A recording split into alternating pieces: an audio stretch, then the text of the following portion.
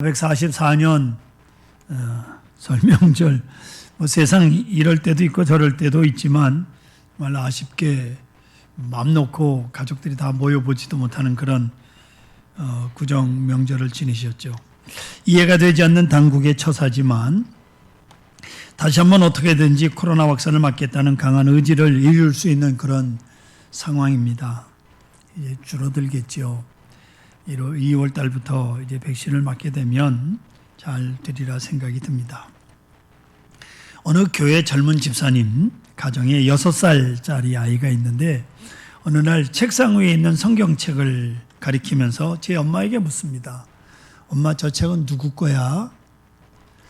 젊은 엄마, 그 젊은 집사님께서 늘 주일마다 어린 것 손을 잡고 교회를 다녔지만 이게 뭐냐고 성경에 관심을 보이는 것이 퍽이나 대견스러워서 즐거운 마음으로 친절하게 설명을 합니다. 이 책은 하나님의 말씀이란다. 하나님의 책인 성경책이야. 그러자 이 꼬마가 엄마를 빤히 쳐다보면서 이렇게 말합니다. 하나님의 것이라면 하나님께 돌려보내세요. 엄마는 한 번도 저 책을 보지 않았잖아요. 라고 말합니다. 하나님께 주래요. 한 번도 본 적이 없으니까. 성도 여러분, 성경을 우리 하나님의 말씀이라고 우린 고백합니다. 그 하나님의 말씀을 여러분 얼마나 사랑하고 얼마나 읽고 계십니까? 우리는 하나님의 말씀 안에서 구원을 받았고 중생함을 받고 그 말씀의 능력으로 세상을 이기고 죄악을 이기고 사망을 이긴다고 믿고 있습니다. 그렇게 믿고 그렇게 고백하면서 이 하나님의 말씀 성경을 얼마나 사랑하였느냐 그 말씀입니다. 집에 있는 그 성경책 혹 먼지가 앉지 않았는지 한번 털어보시기 바랍니다. 오늘 가져오셨다면 다행입니다. 철학자 파스칼이라고 하는 사람은 그가 쓴 책 팡세라고 하는 책에서 이렇게 쓰고 있습니다. 우리가 하나님을 알지 않고는 내가 누군지를 알 수가 없다. 내가 누구인지를 알지 못하면 필연적으로 불안할 수밖에 없다라고 말입니다. 성도 여러분, 내가 나를 알기 위해서는 하나님을 알아야 하고요. 하나님을 알기 위해서는 하나님의 말씀을 읽어야 합니다. 하나님의 말씀에서 우리는 하나님을 만납니다. 독일 신학자 칼 발트는 이런 말을 했습니다. 우리는 하나님을 알 수는 없으나 하나님을 만날 수는 있다. 아멘. 하나님 만날 수는 있습니다. 성경을 읽어가면서 살아계신 하나님을 만나고 하나님을 만나는 순간 내가 누구인지를 알고 내 운명도 알게 되는 것입니다. 2017년 마틴 루터 종교개혁 500주년 기념 종교개혁제를 서울선회 목사 장로들이 방문을 했습니다. 비텐베르크라고 하는 작은 마을에 비텐베르크 성당 문 앞에 붙여져 있던 95개 조항, 실상은 신학교 교수인 루터가 신학생들에게 미리 토론할 제목을 써 붙여 놓았던 겁니다. 도둑이 제발 저린다는 말처럼 당시 캐톨릭 교회가 부패했기에 지레짐작으로 먼저 난리법석을 쳤던 겁니다. 그리고 마틴 루터는 갈라디아서를 읽을 때 그 말씀이 그 안에서 폭발을 일으켰고 갈라디아서의 진리가 마틴 루터를 일으켜 세웠던 겁니다. 루터는 그 진리를 전파하지 않고는 다른 아무 일도 할 수가 없었던 거예요. 종교개혁은 루터가 일으킨 것이 아니라 갈라디아서의 말씀이 종교개혁을 일으킨 것이고 신학교 강의를 위해서 써놓았던 95개의 조항 가운데 면죄부가 과연 옳은 것이냐를 묻는 질문 속에서 종교개혁의 횃불이 밝혀졌던 겁니다. 루터가 과연 얼마나 갈라디아서를 통해서 불같은 은혜를 받았는지 엄청난 생명력을 경험했는가를 알 수가 있는 겁니다. 지금은 돌아가셨습니다마는 무슨 목사님 계십니다. 이분은 전직이 스님이었습니다. 스님이었던 이분이 성경을 읽다가 성경 속에서 하나님 은혜를 체험하고 구원받고 그리고 부흥사로 한동안 활동하셨었습니다.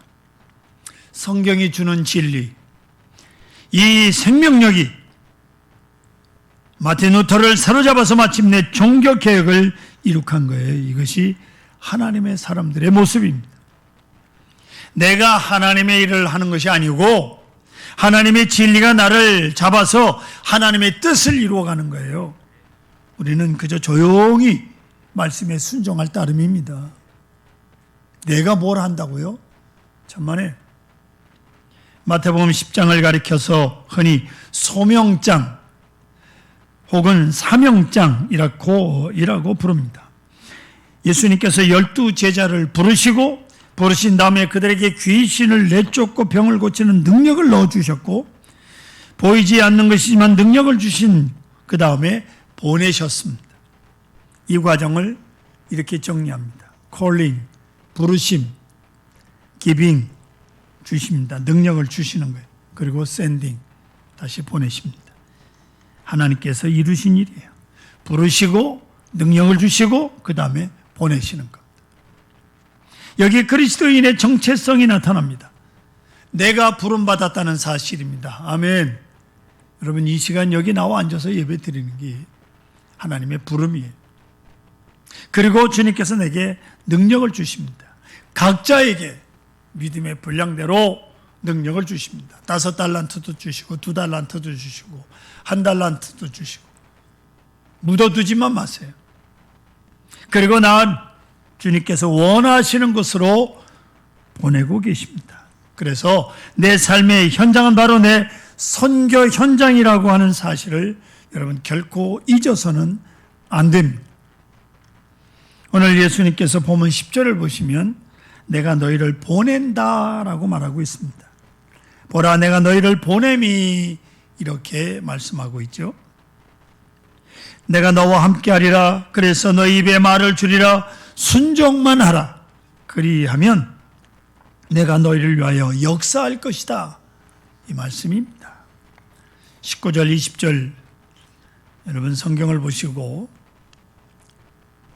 같이 읽겠습니다. 19절 20절입니다. 너희를 넘겨줄 때 어떻게 또는 무엇을 말할까 염려하지 말라. 그때 너희에게 할 말을 주시리니 말하는 이 너희가 아니라 너희 속에서 말씀하시는 이 곧 너희 아버지의 성령이시니라. 이렇게 약속하시고 말씀하신 오늘 본문의 주제입니다. 그런데 비유로 하시는 그 말씀이 너무나도 오묘하고 깊이 생각해야 될 말씀입니다. 자, 내가 너희를 보낸다. 어디로 보내느냐? 양을 이리 가운데로 보냄과 같도다 라고 10절에 말씀하고 있습니다. 이 쉽게 이해가 안 되는 말씀이에요. 하필이면 양을 이리 가운데로 보내시는 것이 위험하고 안 되는 것인 줄 아시면서 왜 양을 이리 가운데 보내시는 겁니까? 생각해 보세요. 세상은 이리고 너희는 양이다 하시는데 여러분 양을 이리 가운데 보내시면 그게 살리시는 것입니까? 죽으라는 겁니까? 어떻게 하라는 거예요? 그런 줄 알면서도 보내신다니 이런 엄청난 말씀이 어디 있습니까? 근데 사실 이게 우리의 실체예요. 이것이 주님의 사람이 여러분 우리가 살고 있는 세상은 마치 이리와 같은 세상입니다. 물어뜯고 싸우는 것입니다. 그러나 양과 같은 사람들을 보내십니다. 여러분 다 양인데 이제 예배 끝나고 나면 세상은 이리 가운데로 간 양이 얼마나 무능합니까? 양은 뿔도 없고요.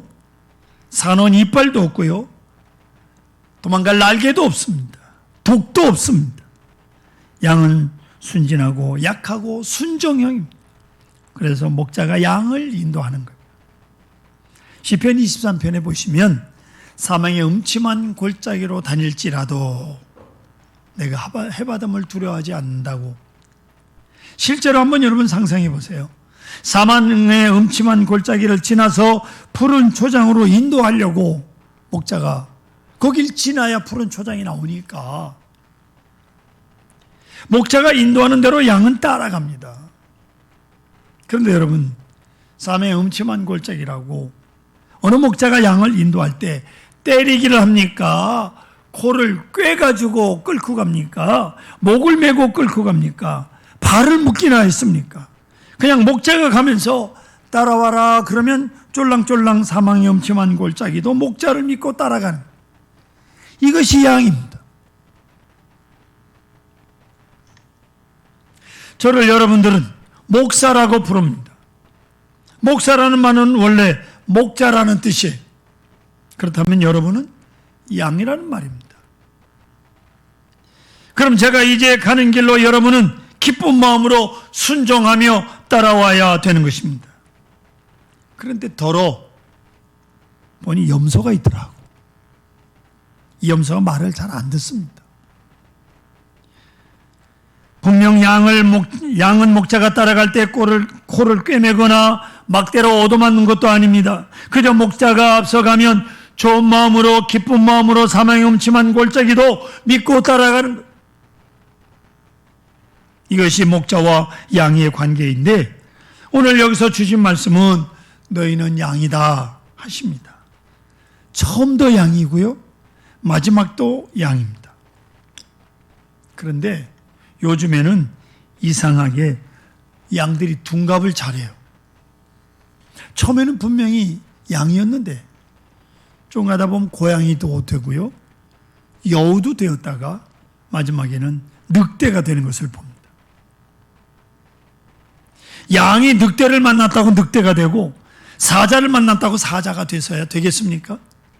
양은 시종일관 처음부터 양이고 죽을 때도 양으로 죽는 거예요.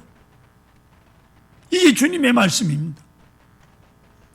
이리 가운데 살아도 너희는 양이다, 영원히 양이다라고 말씀을 하고 있는 거예요. 아무리 세상이 물고 뜯고 찢어도 여러분 양으로 살아야 됩니다. 또 성경은 뭐라고 말씀합니까? 뱀같이 지혜롭고 라고 말씀하고 있습니다. 뱀과 같이, 그럼 여기에 무궁무진한 진리를 말씀합니다.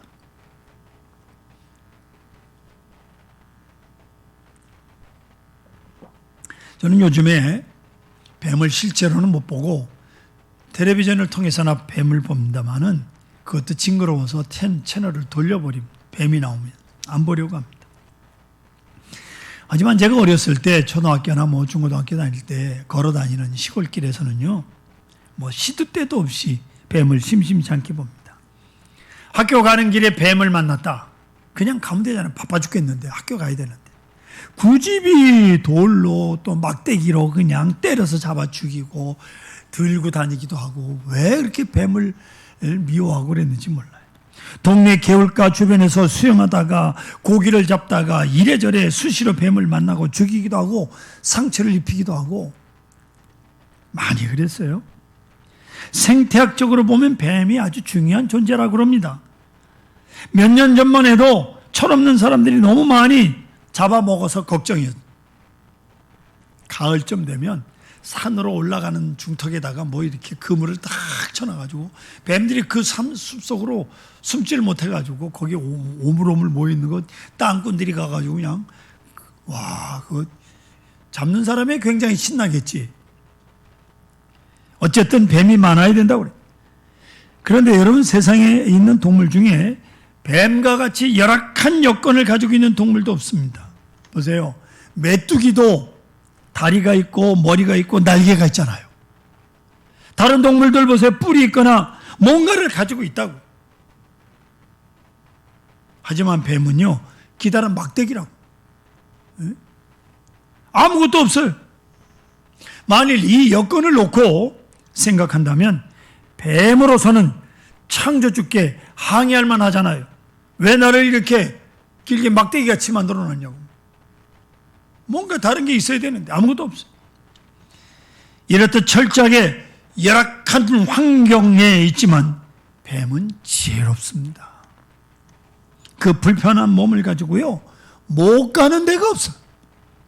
헤엄도 잘 칩니다. 물 위로. 또 나무도 얼마나 잘 타니 슉슉 올라갑니다. 숲속을 달릴 때 보세요. 번개가 잽싸게 달립니다. 자, 성도 여러분, 여러분 무슨 불평이 그렇게 많습니까? 왜 나는 날개가 없나? 나는 왜 날카로운 발톱이 없나? 나는 왜 뿔이 없나? 등등등등. 다 없어도 좋아요. 뱀과 같이 지혜로우라고 말씀하고 있습니다. 아멘. 뭐 이렇게 불평이 많아요? 지혜를 구하십시오. 또한 세상에 살지만은 비둘기같이 순결하라고 오늘 성경은 말씀하고 있습니다. 여러분, 비둘기는요, 저도 이 말씀을 준비하다 알았어요. 굶어 죽어도 먹어서는 안 될 것을 안 먹는다고 그래요. 아주 순결합니다. 그래서 비둘기가 제물로 사용이 되는 거예요. 아무거나 주워 먹는 그런 새가 아니에요. 비둘기와 같이 순결하라, 순결을 지켜라고 주님께서 말씀합니다. 여러분, 성도도 좀 순결해야 되잖아요. 가야 될 때 가고, 가서는 안 될 때, 먹어서는 안 될 것, 그 정도는 구별할 줄 알아야 되잖아요. 성령이 거하는 전이니까. 그리고 우리를 보내시면서 두려워하지 말라, 또 걱정도 하지 말라. 내가 현장에 가서 무슨 말을 할 것인지 내가 일러주리라. 가서 무슨 말 할까 걱정하지 말라고 주님께서 신신당부하고 계십니다. 그런데 미리 들려주지도 않고 미리 알게 하시지도 않았습니다. 현장에 가서 부탁하면 그때 들려주리라고 말씀합니다. 그렇게 예수님께서 말씀하고 있습니다. 여러분, 전도해 보셨어요? 혹시 여러분 중에 나는 왜 이렇게 믿음이 자라질 않나? 나는 왜 믿음이 없나라고 생각되시는 분 계십니까? 전도 안 해서 그래요. 예? 전도하고 봉사하게 되면 믿음도 없고요, 용기와 지혜도 얻게 됩니다. 간혹 부인은 교회에 다니는데 남편이 교회 출석을 안 하신 분께서 직장에서든지 혹은 개인적 모임에서 누군가 교회에 대해서 막 비난을 하거나 비판하는 소리를 들으면 적극적으로 교회를 옹호하시고 변명하시는 분이 계십니다. 그 당신이 잘못 알고 있는 거야. 교회가 그런 데가 아니라고. 아주 정색을 하고 그러신. 이런 분은요, 믿음을 고백하기만 하면 되는 거예요. 예수님을 나의 주님으로 나의 구주로 고백만 하면 되는 거예요. 여러분, 전도할 때 하나님께서 기발한 아이디어나 탁월한 말을 주십니다. 그리고 여러분, 하나님의 교회를 위해서 봉사해 보세요. 뜨거운 가슴을 주십니다. 큰 기쁨을 주십니다. 할렐루야. 그런데 우리에게 항상 문제가 있는 게 뭐냐? 어느 유명한 신학자가 사도행전을 연구한 저서를 보니까 그가 이렇게 말합니다. 우리 교인들이 잘못하는 게 있다. 성경 사도행전에는 충만 자체를 위해서 기도한 흔적이 없다, 이렇게 말합니다. 그런데 우리는 충만하기를 기다리다가 파장한다는 거예요. 결국 충만하지 못합니다. 현장에 가서야 충만을 체험합니다. 안방에는 충만이 없어요. 골방에도 충만이 있는 게 아닙니다. 핍박받는 그 현장에 가서 딱 서서 예수님을 증거하려고 하면 그때 성령이 충만함을 임하게 되는 거예요. 거기에 충만함이 있어요. 현장에 가야 충만함이 있는 겁니다. 충만을 기다리면 안 됩니다. 보내심을 받은 사람이라는 기쁜 마음으로 믿고 나가 거기에 충만함과 용기와 능력이 나타나는 것입니다. 프란체스코 기도문에 감동적인 기도문을 여러분 많이 들으셨을 겁니다. 주님, 저를 당신의 도구로 써 주옵소서. 미움이 있는 곳에 사랑을, 다툼이 있는 곳에 용서를, 분열이 있는 곳에 일치를, 의욕이 있는 곳에 신앙을, 절망이 있는 곳에 희망을, 뭐 이렇게 쭉쭉쭉. 이게 감동적인 기도입니다. 그런데 프란체스코 기도 중에 은혜로운 기도문이 있어요. 거기 보면 주 예수님, 제가 죽기 전에 두 가지 은총을 내려 주옵소서. 첫째, 영혼과 육체의 고통을 겪어서 당신의 십자가의 고난을 맛을 보게 허락하여 주시옵소서. 무슨 말입니까? 영혼과 육체의 고통을 주어서 당신의 십자가의 고통이 얼마나 어려웠는가를 몸으로 깨닫게 해달라고 하는 기도예요. 두 번째, 당신이 우리 죄를 위하여 그처럼 참으셨던 일, 그 불타는 단 사랑을 간직할 수 있게 하옵소서. 우리를 사랑하시는 그 불타는 듯 뜨거운 사랑이 십자가의 고난을 이길 수 있게 하셨던 것처럼 우리를 사랑하시는 그 뜨거운 사랑으로 인하여 십자가를 참으셨는데 나도 그 같은 불타는 사랑을 가지게 해 주십사 하는 기도예요. 얼마나 위대한 기도입니까? 우리 가슴에, 주님의 가슴에 있던 그 사랑, 나를 위하여 십자가에 죽으셨던 그 같은 뜨거운 사랑이 있게 해 주십시오 라고 하는 간절한 기도이시다. 그리스도인은 오로지 충성, 오로지 사랑, 거기에 그리스도인의 참 모습이 있는 거예요. 그리고 오늘 본문은 이렇게 결론적으로 말씀합니다. 끝까지 견디는 자는 구원을 얻으리라. 옛날 개혁성경에 보면 나중까지 견디는 자는 구원을 얻으리라 그랬어요. 주님께 충성하며 자기를 이기고 주께서 사랑하시는 자를 사랑하며 끝까지 사랑하는 것, 이것이 견딘다라고 하는 말이에요. 끝까지 자기 정체와 실체를 지켜서 사랑과 충성으로 일관하는, 이제 나를 위해서 사는 것이 아니고 오직 그리스도를 위해서 나를 기쁘게 하는 생이 아니라 오직 그를 위하여, 그리고 그의 능력을 받아서 그의 은혜 가운데 그의 마음으로 살아가는 것, 이게 끝까지 견디는 것, 이게 그리스도인의 모습입니다. 계속 예를 들고 있는 20세기 최고의 과학자 아인슈타인 박사, 그는 원래가 독일인입니다. 제2차 세계대전으로 히틀러의 관계 어린 전쟁을 피해서 미국으로 망명을 해서 프린스턴 대학에서 최고의 학문의 꽃을 피운 과학자가 한 번은 제자들과 함께 이야기를 나눌 때 제자들이 스승 아인슈타인에게 질문을 합니다. 선생님의 그 무궁무진한 지식, 그 엄청난 탐구력, 그것에 놀라지 않을 수가 없습니다. 그러자 아인슈타인 박사가 말없이 물컵에 손가락을 놓다가 꺼내면서 물 한 방울 딱 떨어지는 것을 보이고 나서 이렇게 말합니다.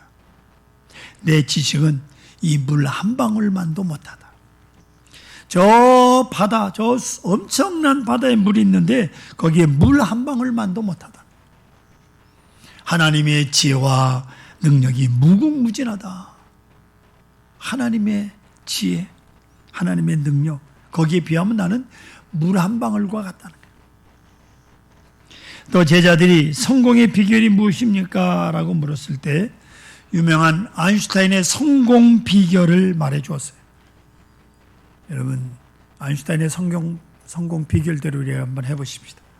성공을 S라고 하면 S는 이꼴 X 플러스 Y 플러스 Z라고 해요. 성공 비결이. X는 뭐냐? 말을 많이 하지 말라는 거예요. 따라 하십시다. 말을 많이 하지 말라. 이 목사는 성공하기 틀렸어요. 말을 많이 해야 돼. 말이 많으면요, 생각이 복잡해지고 말 실수를 하게 되고, 실수하는 것을 많이 하기 위해서 많은 시간과 정력을 낭비하게 된다는 거예요. 그러니 말을 적게 하고 실천하는 사람이 되라. 몸으로 해요, 몸으로. 말로 하지 말고. 예? Y는 뭐냐? 생을 즐기는 사람이 되라. 엔조이하는 사람이 되라는 거예요. 무슨 일을 하든지 기쁜 마음으로, 엔조이하는 마음으로 하라. 연구도 즐겁고 즐기는 마음으로, 엔조이하는 마음으로 하라는 거예요. 마지 못해서 억지로 하지 말고 무슨 일이든지 여러분 즐거운 마음으로 하세요. 아멘. 회사에서도 이 엔조이하는 마음으로 해야 이 독보적으로 뛰어나게 보이는 거예요. 그냥 억지로 상사가 시키니까 그거 성공 못해요. 제때는 한간 시간을 가지라 하는 거예요. 일한다고 일에 빠져버리지 말고 연구한다고 연구에 미쳐버리지 말라.